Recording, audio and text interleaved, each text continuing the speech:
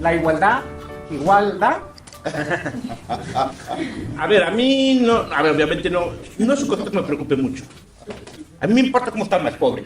No me importa las medidas de igualdad y desigualdad. Segundo, ¿para qué queremos saber si hay desigualdad o no? ¿Es una pregunta para ser retórica o no? Pero ¿para qué queremos saber si hay desigualdad o no? Si sabemos que Camerún es más desigual que Botswana o España que Alemania. Yo te digo una cosa, para intervenir, sino para qué queremos saberlo. Bueno, primero creo que hay que definir qué igualdad. La igualdad jurídica no es que dé igual, sino que es el principio, o uno de los principios fundamentales del liberalismo, porque el liberalismo es libertad para todos, es decir, libertad igual en cada persona. Y por tanto la igualdad jurídica, ya digo, es absolutamente consustancial a la filosofía liberal. Si hablamos de igualdad económica, pues claro, ya habría que definir qué economía o qué variable económica queremos igualar. Renta, patrimonio, consumo, estatus. Bien. Y ahí yo creo que la pregunta debe ser distinta. No es la pregunta si da igual la igualdad, sino si nos debería dar igual o no. Porque evidentemente a muchos no les da igual, pero quizá debería darles igual.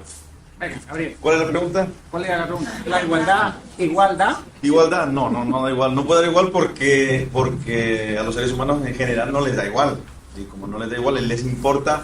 Si a ti te da igual, pues vas a meterte en problemas serios, ¿no? Tenemos un sesgo antidesigualdad.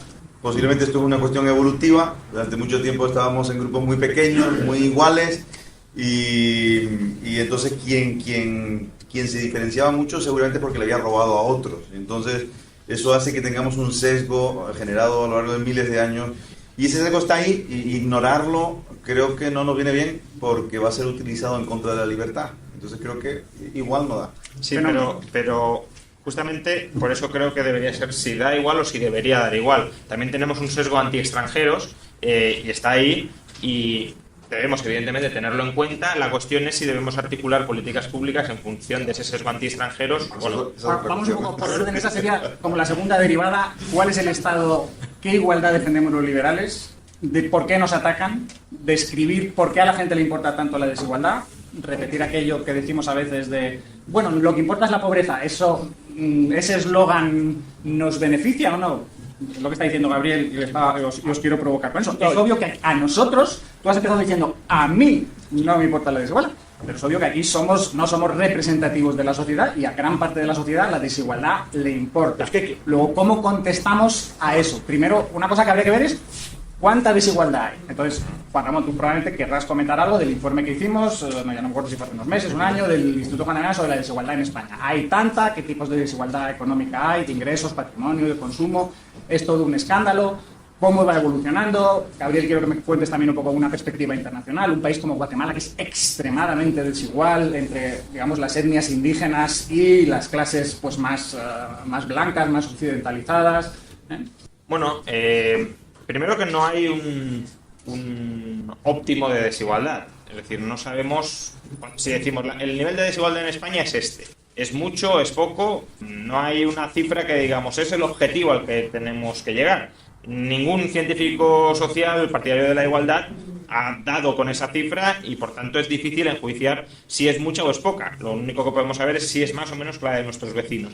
En el caso de España, pues bueno, primero, como decía, depende de cómo definamos la desigualdad económica. Si la definimos en términos de renta, es verdad que estamos entre los más altos dentro de Europa de desigualdad de renta, pero porque no corregimos por dos variables importantes. Por un lado, en España muchos ciudadanos son propietarios de su vivienda y perciben una renta en especie, básicamente el alquiler que no tienen que pagar por vivir en esa vivienda. Una vez ajustamos por esa variable, la desigualdad cae aproximadamente 3 puntos de Gini en España, y además tampoco ajustamos por los servicios públicos en especie.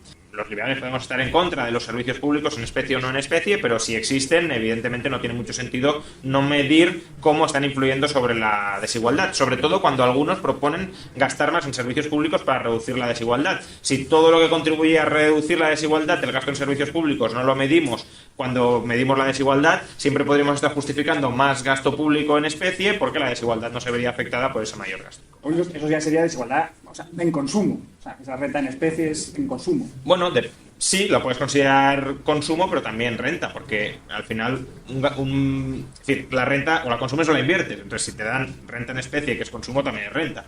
Entonces, eso en cuanto a desigualdad de la renta. Desigualdad de consumo, estamos entre los puestos más bajos de Europa, es decir, la desigualdad entre lo que gastamos, estamos en una situación muy, muy ventajosa. De hecho, ha caído durante la crisis debido a que, digamos, los ricos han incrementado su ahorro precaucionario y los pobres no han tenido más remedio que seguir consumiendo, incluso tirando de sus ahorros. Por tanto, eso ha estrechado los diferenciales de desigualdad de consumo. Aquí, por cierto, tenemos un ejemplo de cómo una reducción de la desigualdad puede ser síntoma de algo malo, y es que los pobres se han empobrecido y han tenido que liquidar parte de su patrimonio para mantener su consumo.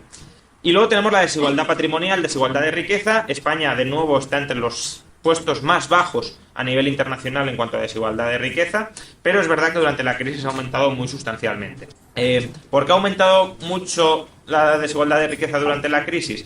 Porque los españoles estamos entre los que tenemos una menor desigualdad de riqueza, porque la gran mayoría de españoles son propietarios de vivienda. El problema es que solo son propietarios de vivienda, con lo cual esta crisis se ha caracterizado por ser una crisis inmobiliaria, por una deflación de activos inmobiliarios. Si los activos inmobiliarios caen y el resto de activos se revalorizan, aquellas personas que diversifiquen más su cartera de activos, como es el caso de los patrimonios más altos, verán incrementarse sus patrimonios durante la crisis, y en cambio los que estén concentrados en patrimonios inmobiliarios lo verán caer, y eso es lo que ha ensanchado la desigualdad de riqueza. Gabriel, Miguel Ancho, más a nivel descriptivo, ¿cómo ves, por ejemplo, Guatemala como contraste? Muchísimo más desigual que España, por ejemplo, ¿no? La cuestión es cuál es el origen de esa desigualdad. Y es un problema ahí. Y la es un gente problema. se queja tanto como se quejan ahora aquí. No, la gente se queja muchísimo menos que aquí. O sea, ahí hay A mucha pesar más de que hay desigualdad mucho más. y la gente se queja mucho menos. La cuestión, yo creo que tiene mucho que ver con lo que se perciba como desigualdad ilegítima, injusta. Y creo que en general, cuando la perciben como desigualdad merecida, o que alguien se hace muy rico y se distancia merecidamente, no veo que en países como Guatemala, en Centroamérica en general, que se note esa crítica a ese tipo de desigualdad.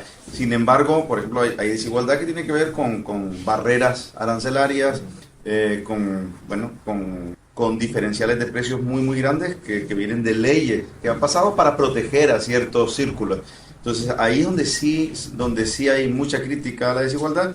Y recientemente, justo veníamos hablando en su momento, en los últimos años, Leda Cosmides y John Tubey. John Tubey han estado trabajando esto, ¿no? Han estado trabajando la cuestión de si la gente ve de modo diferente o no la desigualdad según se perciba justa o injusta. Y parece que sí, parece que la gente, cuando la percibe justa, más o menos la tolera. Es cuando la percibe injusta. Entonces, posiblemente digamos, en lo que vemos en España es ya parte de la estrategia política de hacerla percibir de una forma o de otra.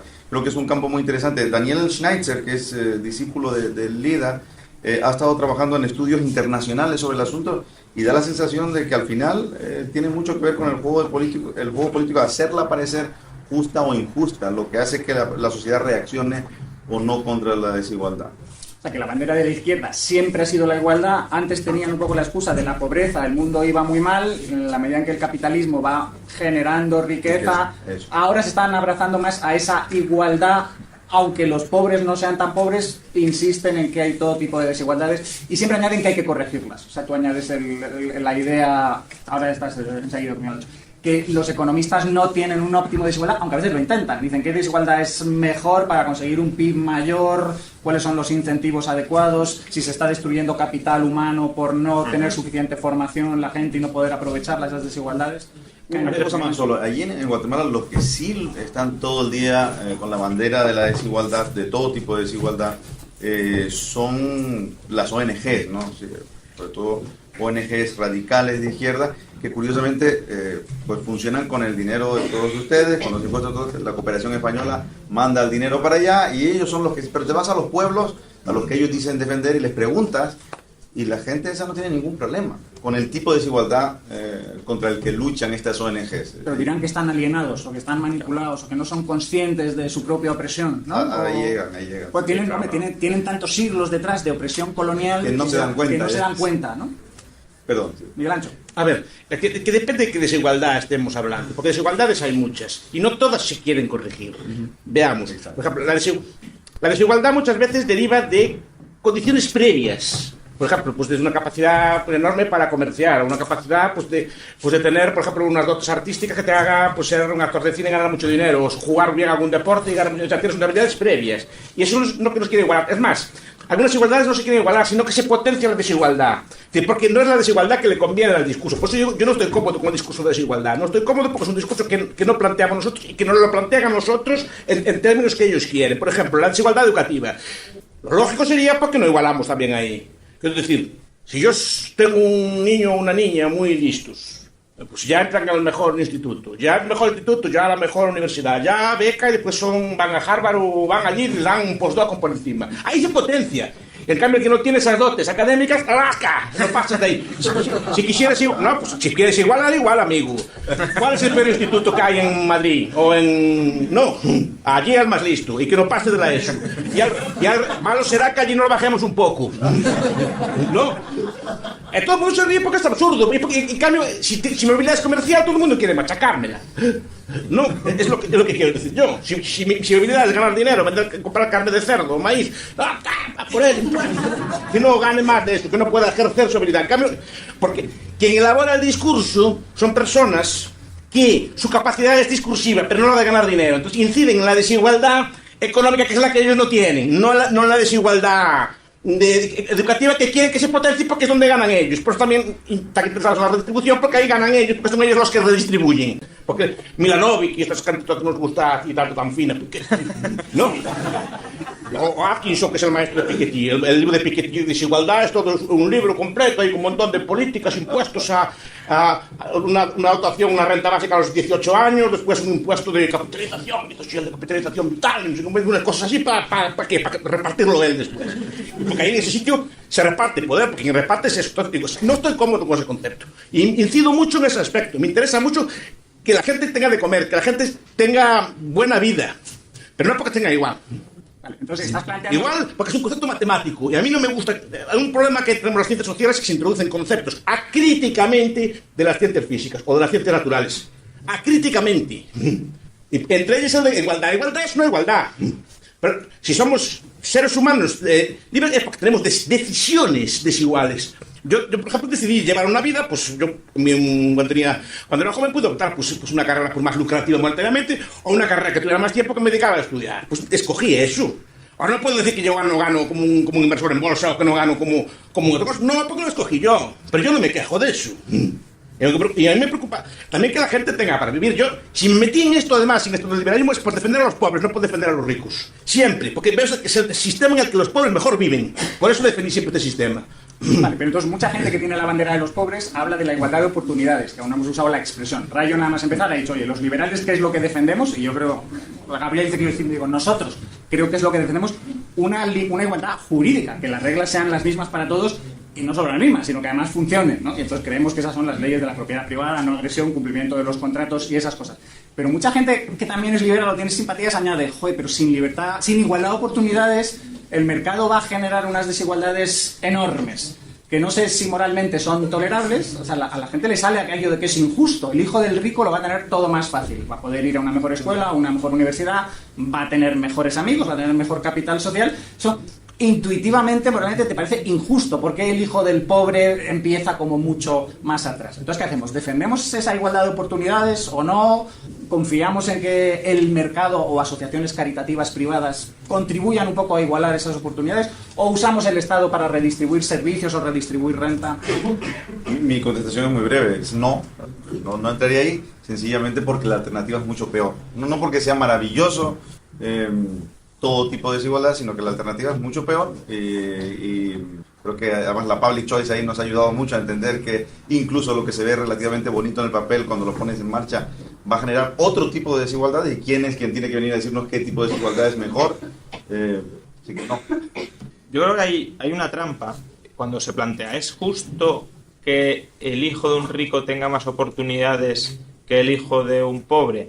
Justo no es, pero tampoco es necesariamente injusto. Es decir, no todo lo que no es justo es inmediatamente injusto. Puede ser una cuestión que no atañe a la justicia. Y hay cuestiones que no atañen a la justicia o que son potencialmente justas o injustas según cómo se desarrollen más adelante. Entonces, el mercado creo que tiene la ventaja de que al final tú, para preservar la riqueza en el tiempo, tienes que ser capaz de seguir generando esa riqueza para otros. Si te pueden colocar en una situación muy ventajosa, pero estar en esa situación ventajosa, salvo que estés en un entramado propiamente injusto, es decir, captura de rentas, no vas a ser capaz de mantener lo que tienes.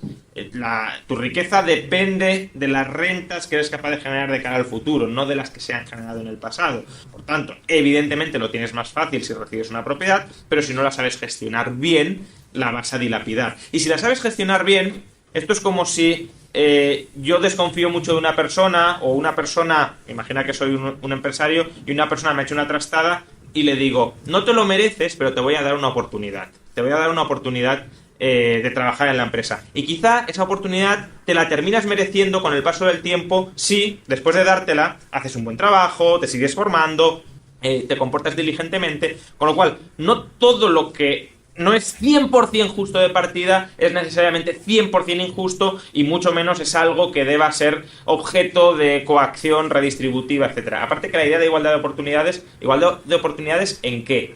Porque normalmente se piensa en términos de igualdad de acceso a la escuela, como si fuera el único criterio de oportunidad, pero no igualamos ni la belleza, ni la habilidad para jugar al fútbol, ni la capacidad de persuasión, ni muchas otras características que son probablemente mucho más determinantes de muchas otras oportunidades súper valiosas en la vida que no tenemos en cuenta. Entonces, si una persona, por ejemplo, nace muy desgraciado y se hace un célibe involuntario, que han estado de moda últimamente, pues esa persona puede sufrir muchísimo, pero a lo mejor esa persona sufre muchísimo por ese lado, pero tiene luego la habilidad de comerciar y de ganar dinero. En cambio, otro que tiene mucho más atractivo sexual, pero no tiene tanta capacidad de generar dinero, le están colocando un impuesto al otro por el dinero que genera para dárselo al que tiene más oportunidades sexuales y menos dinero, y el otro se queda con menos dinero y siendo un célibe voluntario. Por tanto, ¿por qué el único criterio válido en la vida es el dinero cuando la propia izquierda dice que el dinero no es todo lo que importa? El dinero y la educación. Yo siempre digo, vamos a ver, imaginemos, por ejemplo, a Amancio Ortega, que no pudo ir a la universidad en su momento, la persona más rica de España. Imagínate que le hubiéramos dado una beca y hubiera estudiado en la universidad. ¿Qué sería ahora? Pues a lo mejor era un mal biólogo porque no tenía por qué ser bueno. Un mal físico porque no tenía por qué ser bueno. A lo mejor era un profesor de instituto de latín y no tenía por qué ser bueno. ¿Le haríamos eso a favor o no? Para mí la igualdad de oportunidades es que cada uno desarrolle sus oportunidades sin traba, o sin traba institucional. Libertad de oportunidades, porque las oportunidades están en muchos sitios. No está solo en un currículum previamente diseñado, porque lo que dice Rayos. La igualdad de oportunidades se define siempre por los intelectuales, y consiste siempre en la escuela, que siempre que se elijo por lo que puede ir a la escuela, como si la escuela fuera el único ascensor social, que no lo es, o ya no lo es tanto, y como si la escuela fuera ya un paradigma de... A ver, la sociedad española hace tiempo que está alfabetizada, incluso ya a niveles más elevados, sigue habiendo desigualdades iguales. La educación es una cosa muy importante, pero no es el único factor de ascenso social. Pero precisamente están atacando incluso tanto en ese sentido que reconocen que la escuela no es ya ascensor social, pero precisamente porque es que las escuelas están segregadas. En los barrios pobres van los niños pobres a una escuela pobre, se juntan, entonces sus amigos ya son pobres, y los profesores probablemente son de mala calidad. Luego ellos dirán que lo que están haciendo es mal esa igualación de oportunidades, y que lo que hay que hacer es mezclar a niños de todas las clases sociales en escuelas y dar más recursos a los niños que tengan más problemas. Pero que ni ahí lo para, ¿no? Porque nos fijamos siempre, y hablamos de la educación, realmente lo importante es el aprendizaje, no la educación, y no todos pueden aprender igual, con lo cual por más que trates de igualar no vas a conseguirlo nunca. Aparte que tampoco seamos demasiado puristas en que obviamente la igualdad total no se va a conseguir nunca, y eso no es lo que nadie quiere, creo. Esta gente, los progresistas, lo que quieren es más igualdad. ¿Cuánta? No, pero Helmut Schmidt, yo creo que en Envy, creo que se titulaba el libro, ¿no? lo plantea muy bien como históricamente cuando has tratado de igualar a un nivel y dice, no seamos maximalistas, solo se refieren a este nivel. Sí. En el momento en que ese no funciona, saltan al otro y al final te encuentras en una sociedad y hay casos históricos, creo que Miguel Ancho Bastos conoce unos cuantos, en los que la escalada de intento de igualar llegas a la sociedad del terror. Igual es una cosa. Yo por experiencia, supongo muchos de ustedes también, los de mi edad, los que tienen más rentas, no son necesariamente los mejores académicos, ¿eh? Digo, ya que tengo mis compañeros de clase así colocados, no, uno tiene una empresa de hormigón, es súper rico, otro tiene tal, y otro, más listos a lo mejor, no necesariamente es una prueba de ascenso en lo económico, en otros aspectos vitales, sí, pero ¿por qué centrarse solo en la igualdad económica? ¿No? Eso, aquel libro de Kurt Vonnegut, ¿no? De que igualan todo. Aquella novela que igualan todo, todos ganan lo mismo, todos cobran lo mismo, todos en la misma casa. Entonces hacen una revuelta a los feos, reclamando la justicia facial.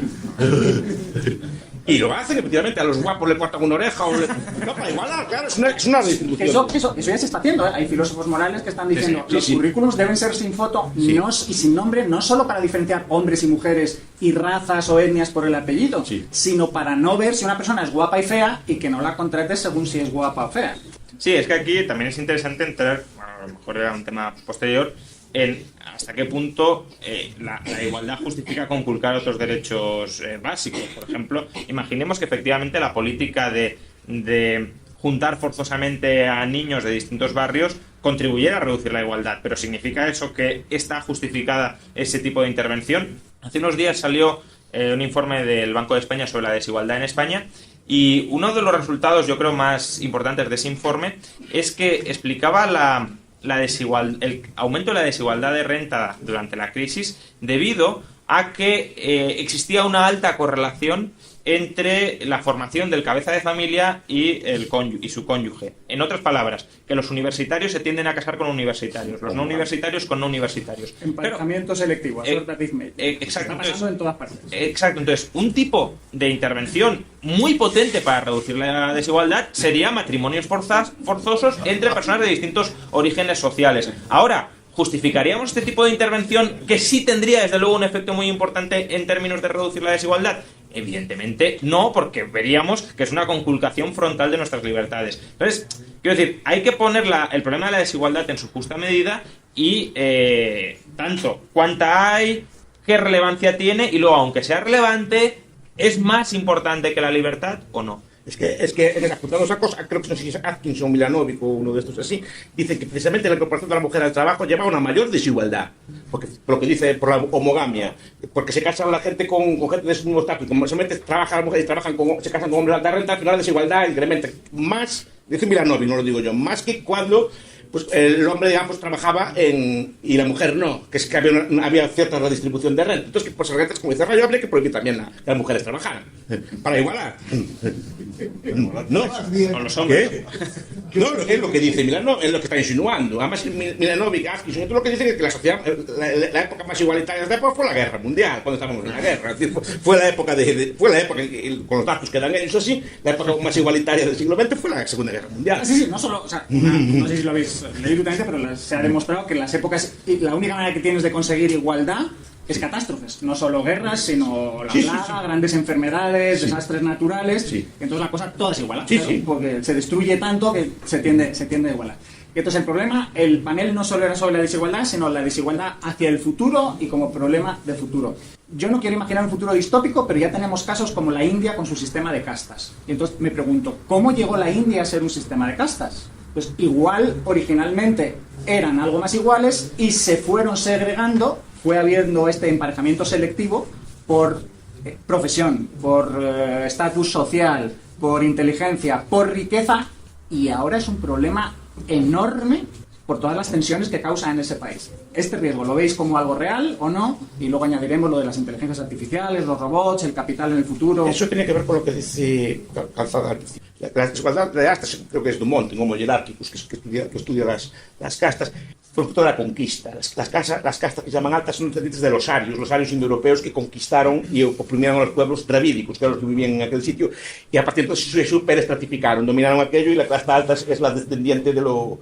Por eso, presume tener la piel más blanca, porque son descendientes supuestamente de aquellos descendientes. Pero es que ahí es lo que decía Calzada. Cuando hablamos de desigualdad, sí, va, desigualdad, medimos rentas, Milanovic hace unas cosas allí muy tal, y hace unas tablas allí, unas tablas allí muy, que te gusta mucho al profesor Rayo. Hace unas tablas allí, pero ¿y la desigualdad política? Es lo que dice Calzada. La desigualdad política, porque no entramos en las raíces. A eso los agoristas y los anarquistas tienen su punto ahí, cuando hablan, por ejemplo, del subsidio de la historia. En el sentido de que, claro, estos conquistadores conquistaron y ahora heredaron y ahora, pero vienen de una situación injusta de origen, ¿no? Y esa desigualdad sí que es cierta, pero es una desigualdad derivada de causas políticas, derivadas de un saqueo previo. O la desigualdad que decías tú, es decir, yo controlo el Estado. Es que hay una serie de teóricos también que estudian las clases sociales, no en términos económicos, sino en términos de relación o no con el poder estatal. Entonces las clases se estratificarían según tenga relación con el poder político y saque rentas y beneficios o no. Y es por ahí donde no quieren entrar ellos, precisamente. Bueno, ellos sí que entran un poco en lo político porque se dan cuenta de que ya que ellos no pueden conseguir la riqueza económica porque no son capaces de crearla o porque no están en condiciones por lo que sea, van a poder político. Intenta, como está diciendo ahora Podemos, intentando azuzar a todas las masas, a todos los desposeídos, a ver si con la suma de todos ellos y los votos alcanzan ese poder político. Pero también critican al rico, que el rico, muchos capitalistas están al lado del poder político. Y esa sería esa igualdad, esa desigualdad injusta. Yo querría enfocar la pregunta, Paco, desde otro ángulo. Yo soy bastante optimista. Hablas del futuro, de la distopía. Yo creo que todas las ciencias criptográficas y toda la descentralización, todo el software de descentralización que se está desarrollando en este momento en el mundo entero, muy especialmente en Silicon Valley, pero también tenemos a este grupo de anarcoprogramadores en Praga que están desarrollando un montón de nuevos softwares descentralizados. Creo que van a permitir el que te invisibilices bastante. Y si vemos hacia dónde están yendo todos esos softwares, creo que la desigualdad va a ser difícil de poder probar nada objetivamente acerca de las desigualdades que suelen importar a la gente. Y cuando empieza a ser difícil probarlas, el poner en marcha políticas que llevan a distopías, me parece complicado. Y el hecho de que la gente se pueda invisibilizar, creo que vuelve muy complicado el camino hacia las distopías. Pero fíjate, esto me estás recordando el tema de los paraísos fiscales. Entonces, los paraísos fiscales ya existen, ya no son una tecnología futura, que es lo que han usado los ricos para no parecer tan ricos, al menos de cara al fisco. Sí. Entonces, en relación con la desigualdad, todo lo que están diciendo el mundo progresista, el mundo de izquierdas, es hay que eliminar los paraísos fiscales porque es injusto que esta gente que son ciudadanos de aquí no contribuya aquí. En el momento en que descubran que esas tecnologías permiten invisibilizarte algo más, el problema es que entonces que querrán regularlas, prohibirlas o inventarse alguna herramienta para limitar su uso. Seguro, lo que no creo que puedan. ¿Tú crees? Creo que no. Yo sobre si vamos hacia un sistema de castas, yo diría que ya tenemos en el mundo un sistema de castas que se llama Estado-Nación. Es decir, dentro de las fronteras de una economía hay una población mucho más rica que en otras economías son otros marcos institucionales peores y no se permite en muchos casos que haya intercambio entre esas diversas poblaciones. ¿Hasta qué punto este sistema de castas es problemático? Bueno, pues estamos conviviendo con él y parece que nos preocupamos más por la desigualdad que existe dentro de nuestra casta que por la desigualdad que existe entre estratos de castas. Pero yo creo que sabemos que incluso en este sistema de castas luego podemos estar a favor de esta propuesta o no por distintos motivos, pero una forma brutal de reducir la desigualdad mundial sería la libertad de movimientos de fronteras. Ya digo, luego podemos estar a favor o en contra por otras razones, pero ese efecto tendría un efecto igualador muy, muy grande. ¿Qué significa esto? Que en la medida en que seas capaz de combatir las castas con libertad, la desigualdad derivada de las castas, aunque sean castas generadas voluntariamente, es decir, no nos vamos a mezclar con vosotros por simple elección, va a ser muy difícil de perpetuar en el tiempo, porque habrá inevitablemente mezclas. El problema de las castas viene cuando se convierten en digamos, objeto y fuente de privilegios políticos. Eso sí que es capaz de consolidar la casta muchísimo. Es como un cártel donde estás dando muy fuertes incentivos a que el cártel no se rompa y se mantenga. Si tú dices, por ser de esta casta y por no mezclarte con otros, no vas a pagar impuestos, por ejemplo, y los otros van a pagar impuestos brutales, pues entonces no te quieres salir de esa casta. Si además tienes prohibido entrar en esa casta procedente de otras castas, pues entonces también, evidentemente, es muy complicado que se rompa el sistema de castas. Ahora, cuando existe al menos libertad formal, libertad jurídica de migrar entre castas, pues evidentemente puede haber una cierta consolidación de la desigualdad con cierta movilidad social, pero no será algo ni irreversible ni además, y creo que ahí es donde hay que influir en el discurso, nada que creo nos debiera preocupar en la medida en que sean desigualdades fruto de acuerdos voluntarios y beneficiosos para las partes que los tratan. Has lanzado dos temas que son desigualdad internacional, es decir, que políticamente se habla bastante menos, para quedar bien también hay que aumentar la ayuda internacional, el tema de la inmigración es delicadísimo porque la mitad conservadora se va a oponer y quizá la mitad progresista va a decir que sí, pero de una manera un poco inconsciente, porque eso de pretender que millones de personas entren a la vez en un país quizás sea un poco delicado, pero nos estamos dejando la libertad clásica que era la comercial también influye, ¿no? Sí, de hecho, ahora con el caso Trump y el riesgo de que nos estamos cargando libertades comerciales. La globalización de los últimos 30 años ha sido, digamos, el único factor que ha reducido la desigualdad global de renta desde la revolución industrial.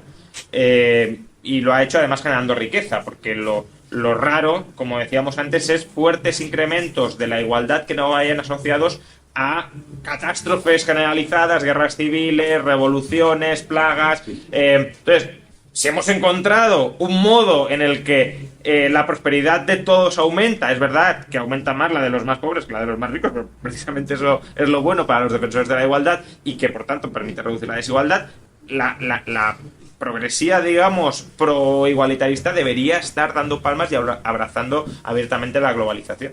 La globalización e incluso el capitalismo, porque hay gente que habla de globalización pero no capitalista, es decir, una altermundialización, hagamos el modelo actual. un único pueblo, incluso distribución a escala internacional. Incluso diría más la globalización neoliberal que estamos viviendo ahora, porque tampoco es la actual una globalización plenamente liberal, pero si este modelo más o menos está consiguiendo crecer y reducir la desigualdad, pues se deberían volver neoliberales todos. Más que cambia la forma de la desigualdad. La desigualdad ahora es de bienes de posición.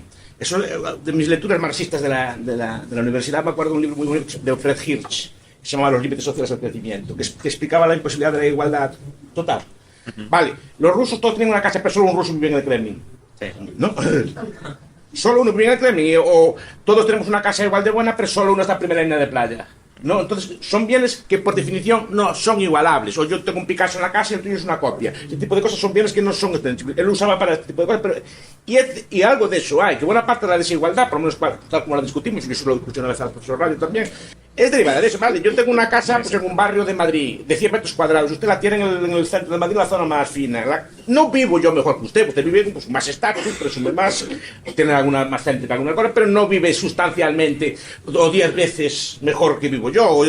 La diferencia muchas veces la diferencia real es de tener o no tener. La diferencia real es de tener coche o no tenerlo, no de tener un Fiat Panda y tener un Maserati, una cosa de esas así. No, la diferencia no está ahí. La diferencia está entre mojarse cuando llueve, no puede ir andando, no puede llevar una carga, o no. Nosotros no hay cosas más bien de estatus, igual que la ropa. El estatus puede ser importante. Ese estatus es una desigualdad de otro tipo. No es la distinción tradicional que es comer o no comer. Pero es que tú estás yendo un poco a la pobreza, que es la desigualdad o la desgracia del pasado. ¿Y qué pasa si solucionamos la pobreza y sigue habiendo malestar social? Y va a haberlo por esas desigualdades de estatus. Por lo que dice Hitch, porque hay bienes que son así, que solo tienen algunas personas. Entonces, ¿qué hacemos? Prohibimos esos bienes posicionales o les ponemos una fiscalidad enorme es que aparte la búsqueda de estatus es muy difícil, imposible probablemente prohibirla, porque obviamente tú puedes prohibir lo que más claramente te da estatus. Pues si tener una casa en la playa te da estatus, prohibamos que la gente tiene casas en la playa. Pero como, digamos, hay una búsqueda natural de diferenciarse y de buscar ese estatus, el estatus se puede crear alrededor de cuestiones absolutamente arbitrarias que nazcan ex profeso para generar estatus. Entonces, si elimináramos todo lo que visiblemente genera estatus, surgirían otras formas de conseguir estatus que hoy nos pueden parecer absurdas o arbitrarias, pero justamente para diferenciarse y para decir, si yo estoy aquí, yo tengo estatus. Y por tanto, a menos que te cargues cualquier forma de interacción social, la búsqueda de estatus y la creación de estatus y el reconocimiento de estatus no lo vas a suprimir. Por ejemplo, la ropa con la marca por fuera, por ejemplo. ¿No? Eso no tiene sentido si no es por eso. No es para abrigarte. No es para abrigarte. Pues es que tiene mucha calidad, ¿vale? Pero calidad no tienes por qué exhibir la marca. Además, la calidad tienes con todas iguales, o casi iguales. Pues por eso, entonces sí está. La gente se harta de estar en la carrera de la rata, de a ver cómo demuestro mi estatus, y entonces surgen los Amish, por ejemplo, que son un grupo social tremendamente armonioso, muy próspero. Otro ejemplo, los mormones, y están tan concienciados de la desigualdad que luchan por todas las maneras contra esa ostentación. O sea que sí que hay grupos sociales que son conscientes de que la desigualdad puede ser un problema y tratan de limitarla de formas no coactivas. A ellos te dejan salirte, incluso la gente más o menos entiende por qué se hace eso. ¿Qué posibilidades veis de todo eso? El tema de los Amish es bastante controvertido, sobre todo por el tema de los hijos. Los hijos nacen en un entorno y la posibilidad de salirse es una posibilidad, existe. De hecho, les mandan un año, pero después de un adoctrinamiento bastante intenso. Que lo hacen todas las familias en todo el mundo. Sí, pero efectivamente, pero que por eso digo que es problemático. Es decir, los límites de la patria potestad es un tema problemático, pero si además haces un adoctrinamiento masivo, pues todavía lo es. Si a ti te lavan el cerebro para que seas feliz de una determinada manera y eres feliz y además prosperas, es lavado de cerebro. Pero además es otra cosa. ¿Pero qué es lavado de cerebro? ¿La persuasión es lavado de cerebro? Claro. ¿La educación es lavado de cerebro? Si estaba sucio o no tenía contenidos. Tiene mucho que ver también con las sociedades modernas. Es decir, una sociedad rural, aún no conozco alguna, no necesita ese tipo de desigualdad. La gente ya sabe quién eres. No tienen, yo lo expliqué muchas veces a un antropólogo. Tu barrio, tú sabes cuándo puedes andar en chándal. O no puedes andar con una camiseta vieja, porque la gente ya sabe quién eres, no necesitas exhibirte. Claro, pero si yo vengo a Madrid y no me conoce nadie, yo tengo que venir vestido. Porque la gente, como no me conoce de nada, me identifica por mis símbolos secundarios de estatus. Entonces tengo que exhibir este tipo de cosas. Y eso es lo que duele. Pero en una sociedad rural, digamos que este tipo de cosas ya está acomodada, ya sabe todo el mundo quién es cada uno. No hace, y además están más o menos integrados. Y ese debate de carrera de ratas de estatus se da, creo que en mucha menor medida. De todas formas, lo que comentabas, Paco, de sociedades que buscan eliminar la desigualdad de estatus voluntariamente, quienes, digamos, valoren mucho, o valoren poco, perdón, no tener estatus o no estar por encima de los demás con estatus, serán los que forman parte de esas asociaciones. Pero claro, ahí hay un sesgo de selección evidente. Todos los demás que sí que quieran diferenciarse con estatus no se integrarán ahí y por tanto se seguirán diferenciando de los demás. Y no se podrá erradicar salvo por vía coactiva, es decir, obligándoles a que no se diferencien cuando se quieran diferenciar. De todas formas, Paco, creo que la desigualdad de estatus, más allá de que moleste a algunos, va a ser siempre minoritaria frente a lo que van a seguir siendo las políticas, que son la desigualdad financiera y la desigualdad educativa, que es donde creo que se focalizan casi todas las políticas y creo que se van a seguir focalizando ahí. Y vuelvo a ser optimista. Creo que, por ejemplo, de nuevo la tecnología ha venido y la tecnología de software descentralizado ha venido a ayudar muchísimo. La aparición de tecnologías como blockchain, la aparición de criptomonedas permite que puedas tener muchísimas transacciones sin que necesariamente se sepa. Que puedas ingresar en determinadas partes del mundo sin que necesariamente se sepa. La educación online está permitiendo que nazcas donde nazcas, puedas tener una educación con la suficiente calidad para que tu proceso de aprendizaje, que después depende mucho de ti, sea elevado, ¿no? Oportunidades las va a haber, pero ¿se van a aprovechar, tú crees? Se van a aprovechar. Ahora hay cantidad enorme de cursos online. El que no aprende es porque no quiere o porque no se ha enterado. ¿Hasta qué punto se están aprovechando? Si Brian Kaplan tiene razón en lo que dice, que cantidad de educación es señalización, y entonces los MOOC están muy bien, pero la gente no los usa tanto porque no puedes presumir de ellos. Sí, pero mira los TED Talks, lo que la gente lo ve, es impresionante. Pero también son actos sociales y también conectas un poco con ellos. Pero el acto social, ¿cuál? El de ir al TED Talk. Y relacionarte con gente que verlos, es... La gente del TED Talk y el de comentarlos. La gente de TED Talk es de un cierto nivel. O sea, el TED Talk ya marca un estatus. Yo he estado en el TED Talk y me he codeado con gente. La entrada al TED no te digo lo que cuesta porque son decenas de miles de dólares al evento principal de Calafón. O sea, hay una cola de espera espectacular. Y obviamente todos lo pueden ver en su casa. Luego, si quieren estar ahí es por algo distinto del contenido, sino más que la relación social y el seguir mostrando estatus. No, lo que te quería decir es que las políticas de igualación en esos dos campos, que para mí son los principales y van a seguir siendo los principales, tienen cada vez menos fuerza. Menos justificación, quizá. Menos justificación, pero van a tener menos fuerza también, porque hay más posibilidad de salirte por la tangente gracias a esas tecnologías. Ya. Es decir, cada vez nos aparecen más y más chicos jóvenes que sí, habrán cumplido de alguna forma, si había una obligatoriedad en la educación, habrán cumplido con los estándares mínimos y por su lado se han formado y se han formado tremendamente bien utilizando los recursos que hay en Internet, ¿no? Cada vez aparece más gente que te quiere pagar en criptomonedas o que quiere cobrar en criptomonedas, cada vez aparecen más organizaciones como Open Bazaar y otras en las que realmente te esfumaste, o sea, desapareciste. Nadie sabe si has comprado o no has comprado determinadas cosas. Y eso están ahí, no es una hipótesis, están ahí hoy, ¿no? Como posibilidad es obvio, pero que muchos lo van a ver como eso es hacer trampa. ¿Sí? Tú estás diciendo... Pero ¿cómo evitas que las...? Vale. El Estado siempre encontrará alguna manera de manipular eso. Ahora había otra charla sobre cómo los hackers rusos, habían intentado intervenir. La sociedad, mucha gente es muy manipulable. Venga, los últimos minutos lo quiero para el futuro más tecnológico, inteligencias artificiales, plantear la posibilidad de la renta básica. Primero una pregunta, hay algo que dicen todos, y Juan Ramón, esto tú me lo puedes contestar.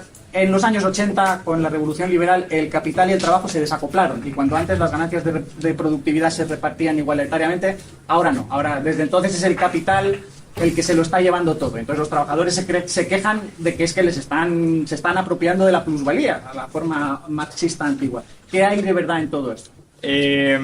Vamos a ver, el aumento de la desigualdad sobre todo no se está dando por el desacople de rentas de trabajo y de rentas de capital, sino porque dentro de las rentas del trabajo los muy buenos, los que tienen una formación muy alta, van ganando mucho más y los menos buenos están viendo cómo sus rentas se estancan. En parte están viendo cómo sus rentas se estancan por la globalización y porque están compitiendo directamente con tramos salariales internacionales muy bajos y muy abundantes, como puede ser el empleo chino, y en parte también por la inversión en capital y la mecanización de puestos de trabajo que no generan un alto valor añadido. Lo que pasa que parte de este incremento del peso de las rentas del trabajo dentro del PIB se debe a lo que podríamos llamar sesgos estadísticos. Un sesgo estadístico es que, por ejemplo, se cuenta como renta del capital el hecho de tener una casa en propiedad y vivir en ella. Eso se te imputa como una renta del capital y esa parte tiene un peso creciente dentro del PIB. Otro sesgo puede ser la depreciación del capital. Si hemos sobreinvertido en una economía, aunque